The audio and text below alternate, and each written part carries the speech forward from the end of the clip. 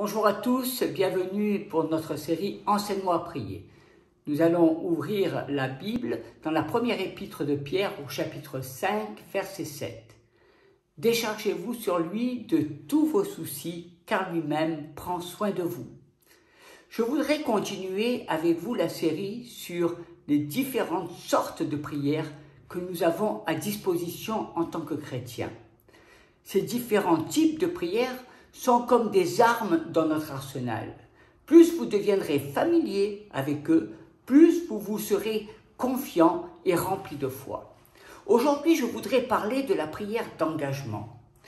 Le verset dans la première épître de Pierre au chapitre 5, verset 7, résume bien ce type de prière. On traverse tous des difficultés dans notre vie concernant notre travail, le mariage, l'argent. Tout cela cause beaucoup d'anxiété, de peur, de stress. La prière d'engagement, c'est quand j'apporte à Dieu le problème auquel je fais face. C'est quand je lui remets mes soucis, mon entourage, mon emploi du temps. Dieu ne nous a pas créés pour vivre dans une peur permanente. Supposons que vous avez un souci avec une personne dans votre travail ou dans votre école. Vous avez essayé de parler à la personne, essayé de trouver une solution, de lui pardonner s'il faut. Si par exemple, elle a raconté des choses derrière vous, mais que malheureusement la situation ne change pas et rien ne semble y remédier. Dans ce contexte, il est temps de confier le problème à Dieu. Alors que vous continuez à faire tout ce que vous pouvez pour vous entendre avec cette personne, faites confiance à Dieu face à cette situation. Faites cette prière et faites confiance à l'Esprit Saint. Priez en disant « Père, je ne sais plus que faire pour améliorer cette situation, mais je sais que toi, tu peux agir. Je te demande ton aide. » Faites confiance à Dieu et ne vous faites plus de soucis pour ce problème. Continuez à faire ce que vous pouvez, mais ayez la paix à ce sujet, parce que le Créateur de l'univers est impliqué pour résoudre le problème. Soyez assurés que la situation va changer. Priez cette prière et faites confiance au Saint-Esprit pour s'impliquer dans la vie de vos enfants. Faites-lui confiance pour travailler sur le cœur de votre conjoint, mais continuez à marcher simplement dans l'amour. Faites ce que vous pouvez et confiez le problème à Dieu. Dieu ne vous a pas créé pour porter de lourds fardeaux. Si par exemple, vous êtes parent et que vous avez un problème avec le comportement de votre enfant, il ne s'agit pas de dire simplement « Eh bien maintenant, je ne m'en occupe plus, c'est Dieu ». Non, vous devez continuer à élever vos enfants avec amour, c'est votre responsabilité. Continuez à faire tout ce que vous pouvez, mais ayez la paix à ce sujet parce que lorsque vous impliquez le Créateur de l'univers, vous savez que quelque chose va changer. Concrètement, comment faire la prière d'engagement? Le livre des Éphésiens, au chapitre 6, verset 13. « Prenez toutes les armes de Dieu, afin de pouvoir résister dans le mauvais jour, et tenir ferme après avoir tout surmonté. » Ce verset cadre ce type de prière. Il nous précise que nous devons résister et tenir ferme et attendre que Dieu agisse. C'est cela l'essence de la prière d'engagement. Peut-être que vous ne savez pas vraiment quoi faire. Demandez au Saint-Esprit de vous guider. Il vous fera des révélations. Priez et ayez confiance en lui. Cela vous évitera beaucoup de nuits blanches. Continuez simplement à faire ce que vous savez faire. N'essayez pas d'être la conscience de quelqu'un d'autre parce que vous ne pouvez pas le changer. Seul le Saint-Esprit peut travailler sur le cœur. Alors faites simplement confiance à Dieu et continuez à faire ce que vous pouvez. C'est votre décision de choisir de garder vos soucis pour vous et vivre dans la peur ou les présenter à Dieu, ce qui vous allégera. Ne soyez plus esclave de la peur. Quand vous vivez dans la peur, vous transmettez aussi cela à vos proches, par exemple à vos enfants. Il y a beaucoup de maladies qui sont causées par la peur. Votre corps ne peut pas être sous tension en permanence. Faites le choix de remettre vos soucis à Dieu tous les jours. Le livre des Colossiens, au chapitre 3, verset 2. « affectionnez-vous aux choses d'en haut et non à celles qui sont sur la terre. Rappelez-vous, quand Jésus est ressuscité, la première chose qu'il a dit à ses disciples, c'est « la paix soit avec vous ». On rencontre tous des difficultés et le malin rôde aussi, comme dit la parole. Dans le livre de Jean, au chapitre 10, verset 10, le voleur ne vient que pour dérober, égorger et détruire. Moi, je suis venu afin que les brebis aient la vie et qu'elles soient dans l'abondance. Êtes-vous inquiet pour quelque chose? La bonne nouvelle est que vous n'avez pas à l'être. Vous pouvez remplacer votre inquiétude par la paix parfaite de Dieu. Dites cette chose qui vous inquiète. Confiez cette situation à Dieu dans la foi, parce qu'il peut renverser toutes les situations. Dieu intervient dans nos situations lorsque nous les lui confions. Confiez au Seigneur vos enfants, votre mariage, vos relations personnelles et surtout tout ce qui pourrait vous inquiéter. Pour réussir à être nous-mêmes, nous devons continuellement nous engager envers Dieu, en lui donnant les choses qui semblent nous retenir. Seul Dieu peut prendre soin de ces types de situations. Seigneur, je remets entre tes mains et je prends soin de tout ce qui se passe dans ma vie. Je désire que tu sois glorifié aujourd'hui et pour toujours. Amen. Pour mettre en pratique la prière d'engagement, nous devons changer nos mentalités. Quelle est réellement la valeur de l'engagement chez les chrétiens? La parole est claire sur ce point. De nos jours, est-ce que le mot engagement a son importance? Et puis, de quel genre d'engagement parlons-nous vraiment? Ceux qui me connaissent savent combien en général je suis une personne engagée, tenant mes engagements. Nous parlons beaucoup de notre appel, mais sommes-nous vraiment des personnes engagées? Si oui, tenons nos engagements. Plus d'excuses.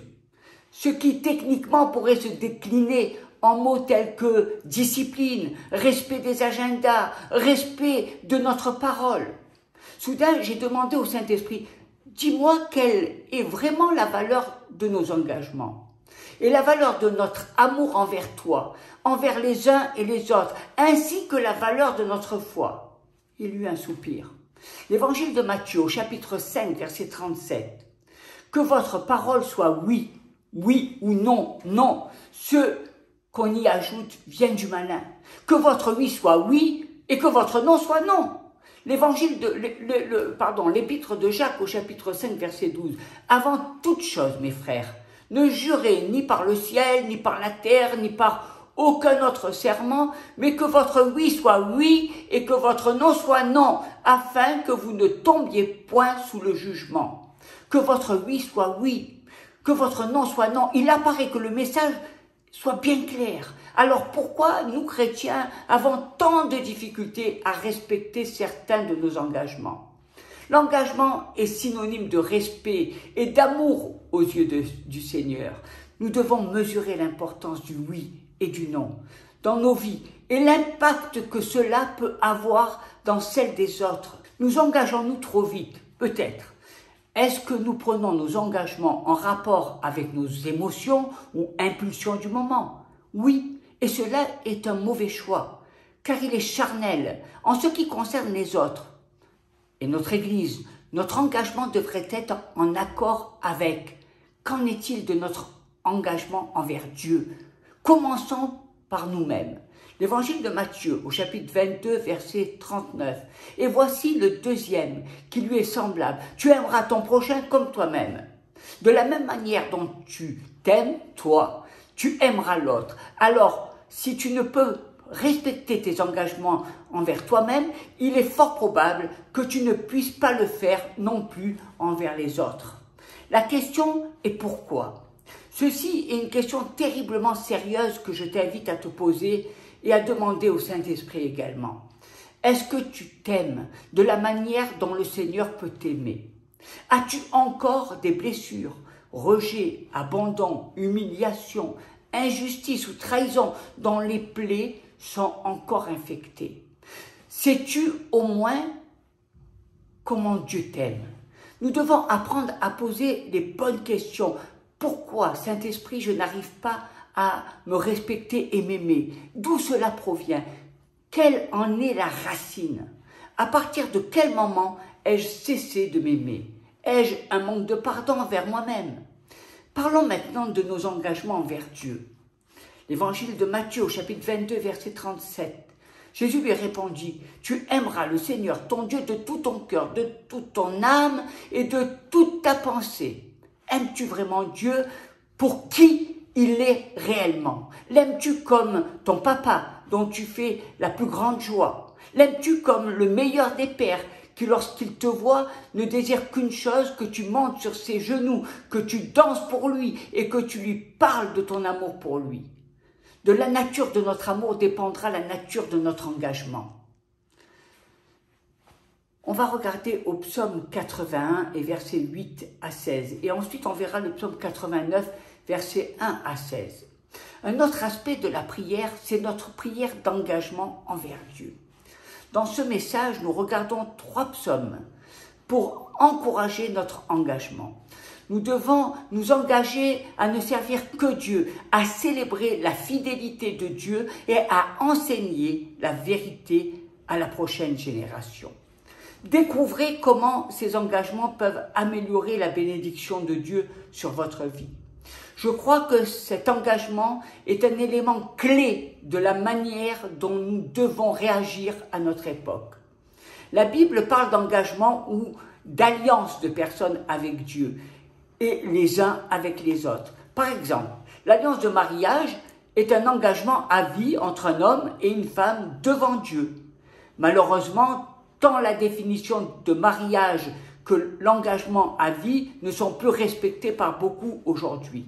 Nous constatons à travers notre pays un manque croissant d'engagement envers Dieu, la famille, l'Église et même envers notre nation et ses principes bibliques fondateurs.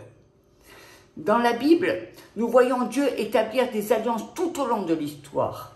Dieu a établi une alliance avec Adam, Noé, Abraham, Moïse et David. Ces alliances indiquaient toute la nouvelle alliance établie par Jésus-Christ. Nous allons découvrir la bénédiction qui vient des prières d'engagement envers Dieu et les uns envers les autres. Bien sûr, l'inverse est que lorsque des engagements ou des alliances sont rompus, le jugement de Dieu tombe sur ceux qui rompent leur engagement. Cela s'applique à ceux qui rompent leur engagement envers Dieu, leur famille, leur Église ou les principes bibliques. Nous devons influencer les autres pour qu'ils prennent et respectent ces engagements divins afin d'être bénis. Servir Dieu seulement. Dieu parle à son peuple. Il les appelle à l'écouter car ce qu'il va dire ensuite est très important. Le Seigneur appelle son peuple à s'engager envers lui et à ne servir que Dieu. Regardons le psaume 81, verset 10. « Qu'il n'y ait au milieu de toi point de Dieu étranger. Ne te prosterne pas devant des dieux étrangers. » Dieu considère les idoles que les gens sont tentés d'adorer comme des dieux étrangers. Il ne suffit pas d'adorer le Seigneur et les idoles en même temps. Vous devez adorer et servir Dieu uniquement. Le psaume 81, versets 12 et 13. « Mais mon peuple n'a point écouté ma voix, Israël ne m'a point obéi. Alors je les ai livrés au penchant de leur cœur, et ils ont suivi leurs propres conseils. » Le peuple d'Israël n'a pas tenu son engagement de ne servir que Dieu. Il cherchait à adorer le Seigneur et les idoles en même temps. C'était comme avoir votre femme et une maîtresse en même temps, puisque le cœur des gens était têtu. Dieu les a laissés suivre leur propre voie, plutôt que les siennes. Cela a conduit à un désastre pour le peuple d'Israël. Le psaume se termine avec le Seigneur encourageant à nouveau son peuple. Versets 14 et 15. « Oh, si mon peuple m'écoutait, si Israël marchait dans mes voies, en un instant, je confondrais leurs ennemis, je tournerais ma main contre leurs adversaires. » Si vous entendez vraiment Dieu, alors vous obéirez à ses instructions et suivrez ses voies. Dieu appelle son peuple à s'engager, à le servir uniquement. L'engagement auquel Dieu nous appelle en tant que croyants n'est pas seulement de le servir et de l'adorer le dimanche. Nous devons le servir et l'adorer chaque jour, à chaque heure de la semaine. Tout ce que nous faisons, que ce soit le travail, doit être fait pour lui et sous sa direction. Toutes les ressources que Dieu nous a données, que ce soit nos capacités, notre temps ou notre argent, lui appartiennent. Bien que Dieu nous ordonne de donner au minimum une dîme ou 10% de nos revenus à notre église locale, le reste de nos ressources ne nous appartient pas à notre guise. Nous devons utiliser tout ce que nous avons selon les directives de Dieu. C'est ce que cela signifie de ne servir que Dieu. Cet engagement à ne servir que Dieu ne peut être réalisé que dans le cadre de la famille de l'Alliance de Dieu. Dans une église locale, notre engagement à ne servir que Dieu se fait avec l'encouragement des autres croyants dans la famille de l'église. Célébrer la fidélité de Dieu. On va regarder au psaume 89, verset 2. Je chanterai toujours les bontés de l'Éternel. Ma bouche fera connaître à jamais ta fidélité. Le thème principal du psaume 89 est de célébrer l'amour et la fidélité de Dieu, qui sont étroitement liés. Que faisons-nous lorsque nous célébrons la fidélité de Dieu? Aujourd'hui, nous nous concentrons sur l'instruction de Dieu de nous engager à célébrer continuellement sa fidélité à son peuple. Le psaume 89, versets 4 et 5. J'ai fait alliance avec mon élu. Voici ce que j'ai juré à David, mon serviteur. J'affermirai ta postérité pour toujours et j'établirai ton trône à perpétuité.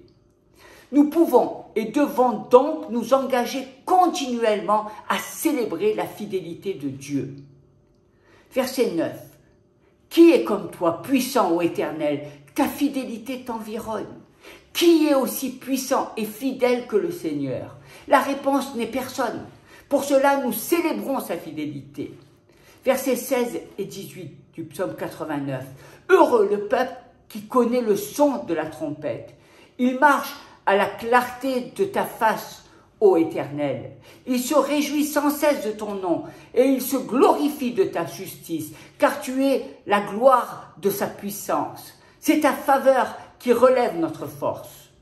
Lorsque nous nous engageons à célébrer la fidélité de Dieu, quelles sont les promesses de Dieu envers nous? Ceux qui prennent cet engagement sont bénis. Être béni, c'est avoir le pouvoir de réussir à suivre le plan de Dieu. Que font les personnes qui prennent cet engagement? Ils marchent à la lumière du visage de Dieu, ce qui signifie qu'ils le suivent de près et ne trébuchent donc pas dans les ténèbres. Ce psaume parle de construire une relation personnelle avec un Dieu fidèle et son amour inébranlable. Lorsque nous commencerons à comprendre la profondeur de l'amour de l'alliance de Dieu pour nous, nous chercherons sincèrement à l'aimer en retour. Nous désirons mieux le connaître, lui plaire et le louer dans tous les aspects de notre vie. Chaque jour, nous chercherons à marcher à la lumière de son visage à travers la prière et la lecture de sa parole, la lettre d'amour de Dieu pour nous. Ceux qui s'engagent et grandissent dans cet engagement à célébrer la fidélité de Dieu seront bénis et exaltés d'être toujours plus proches de Dieu. Enseigner la vérité à la prochaine génération. C'est le psaume 78, versets 2 et 3. J'ouvre la bouche par des sentences. Je publie la sagesse des temps anciens. Ce que nous avons entendu, ce que nous savons, ce que nos pères nous ont raconté. Je crois que l'engagement que nous devons prendre à partir du psaume 78 est absolument essentiel dans la génération dans laquelle nous vivons. Enseigner la vérité de Dieu à la génération suivante. La vraie foi se transmet d'une génération à l'autre. Verset 4. Nous le cacherons point à leurs enfants. Nous dirons à la génération future les louanges de l'Éternel et sa puissance et les prodiges qu'il a opérés.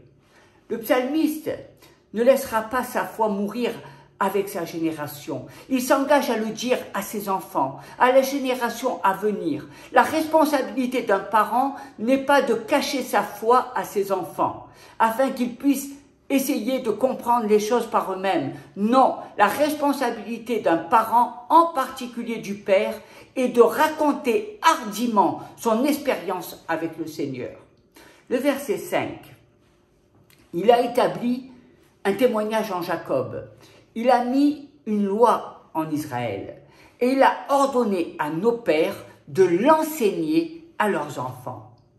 Cette instruction pour enseigner la vérité de Dieu à la prochaine génération n'est pas une idée nouvelle. Dieu est celui qui s'est révélé à Israël et leur a donné sa parole.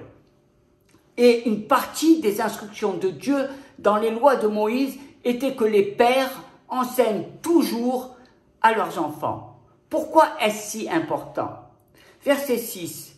Pour qu'elle fût connue de la génération future, des enfants qui naîtraient, et que, devenus grands, ils en parlassent à leurs enfants.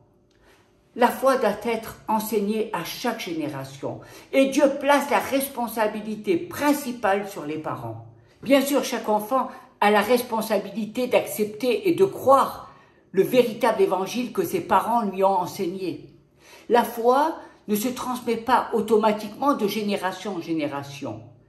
Mais lorsque les parents s'engagent à faire de leur mieux pour enseigner la vérité de Dieu à la génération suivante, Dieu leur donne le succès. Quel sera l'effet sur la génération prochaine? Le verset 7. Afin qu'ils missent en Dieu leur confiance, qu'ils n'oubliassent pas les œuvres de Dieu et qu'ils observassent ses commandements. Lorsque les parents leur enseignent la vérité de Dieu, tout d'abord, ils placent leur espoir sur Dieu. Alors que les parents enseignent à leurs enfants les œuvres de Dieu, à la fois de la Bible et de leur propre vie, les enfants n'oublieront jamais. Au fur et à mesure que les enfants apprennent à aimer Jésus, ils suivront et garderont le commandement de la parole de Dieu. La vérité aura été transmise à la génération suivante. Ces versets expliquent très clairement notre responsabilité de transmettre notre foi à nos enfants. Aujourd'hui, nous avons parlé de 3 prières d'engagement que Dieu nous met au défi de faire. Ce ne sont pas des engagements ponctuels, mais des engagements à vivre au quotidien. Le premier engagement est de servir Dieu et Dieu uniquement. Le deuxième engagement est de célébrer la fidélité de Dieu. Et le troisième engagement est d'enseigner la vérité de Dieu à la prochaine génération. Notre première responsabilité est envers nos propres enfants. Mais cet engagement est aussi envers la ville, l'État et la nation dans laquelle Dieu nous a placés. Vous voyez combien la prière d'engagement est importante. Elle engage Dieu face aux difficultés que nous pouvons rencontrer dans la vie, que ce soit des problèmes familiaux, de santé, que ce soit des problèmes au niveau financier ou au niveau relation. Dieu est présent et quand tu confies tes problèmes à Dieu, Dieu se charge, il agit, il est le fidèle et le véritable. Et il te demande de rester en paix. Mais nous aussi, nous avons à nous engager. Nous aussi, nous devons nous engager vers ce Dieu merveilleux, ce Dieu 3 fois saint, ce Dieu qui accomplit des choses extraordinaires et qui nous donne le succès en toutes choses. Nous engager à le servir, lui, le seul vrai Dieu, celui qui nous a donné son Fils unique, Jésus. Le servir, le louer, l'adorer. Dieu cherche des adorateurs. Dieu cherche des hommes et des femmes qui l'adorent en esprit et en vérité. Dieu est un Dieu fidèle. Et il nous appelle aussi à marcher, à être fidèles. Comme lui, il est fidèle, nous aussi, nous devons apprendre à vivre cette fidélité. Et cette fidélité s'apprend dans une relation. Dans cette relation, dans cette intimité. Là où nous sommes dans notre chambre, dans notre lieu secret, où nous parlons avec Dieu et où le Seigneur, nous parle par son esprit.